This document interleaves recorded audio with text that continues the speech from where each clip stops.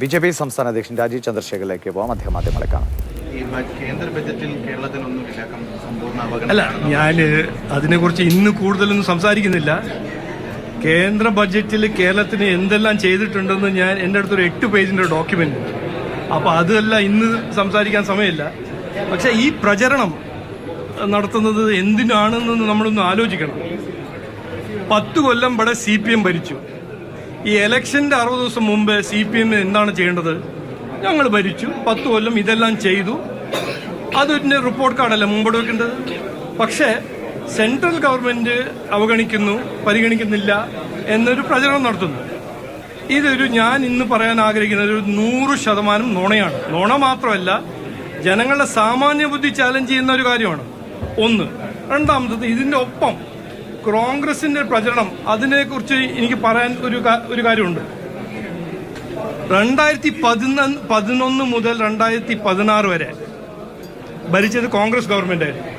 അതിന് 3 കൊല്ലം ഇവിടെയും കോൺഗ്രസ് ഗവൺമെന്റ് ആയിരുന്നു, സെൻട്രലിലും കോൺഗ്രസ് ഗവൺമെന്റ് ആയിരുന്നു. 8 മന്ത്രിമാരായിരുന്നു കേരളത്തിന് ആ കോൺഗ്രസ് സർക്കാരിൽ. അവരെന്ത് ചെയ്തു? കേരളത്തിന് വേണ്ടി എന്തും ചെയ്തോ? ചെയ്തില്ലല്ലോ. അതിനെല്ലാം ശ്രദ്ധ തിരിക്കാൻ ഇന്നൊരു പ്രചരണം നടത്തുന്നു. ഈ സർക്കാർ, നരേന്ദ്രമോദിജീന്റെ സർക്കാർ, എല്ലാവരുടെ ഒപ്പം എല്ലാവർക്കും വേണ്ടി പ്രവർത്തിക്കുന്ന സർക്കാരാണ്. കഴിഞ്ഞ 11 കൊല്ലം രാജ്യത്തുനിന്ന് എവിടുന്ന് എങ്ങോട്ട് കൊണ്ടുപോയി എല്ലാവർക്കും അറിയാം. ഇതിനെക്കുറിച്ച് പറയാൻ ഒരു ആവശ്യമില്ല.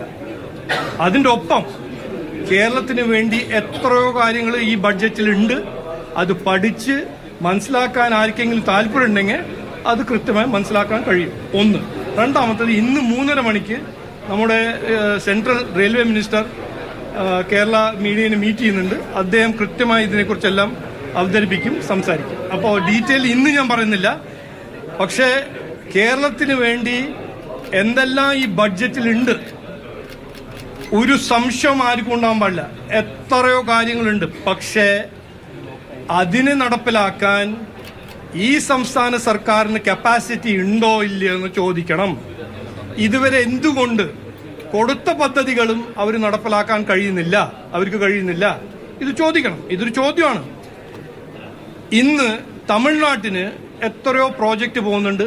അവര് ഇലക്ട്രോണിക്സ് ഒരു ഉദാഹരണമായിട്ട് പറയാണ്. ആപ്പിളിന്റെ നല്ല വലിയ ഫാക്ടറി തമിഴ്നാട്ടിൽ വരുന്നു. തമിഴ്നാട് ഇപ്പോൾ BJP സർക്കാരല്ലല്ലോ, DMK സർക്കാരല്ലേ.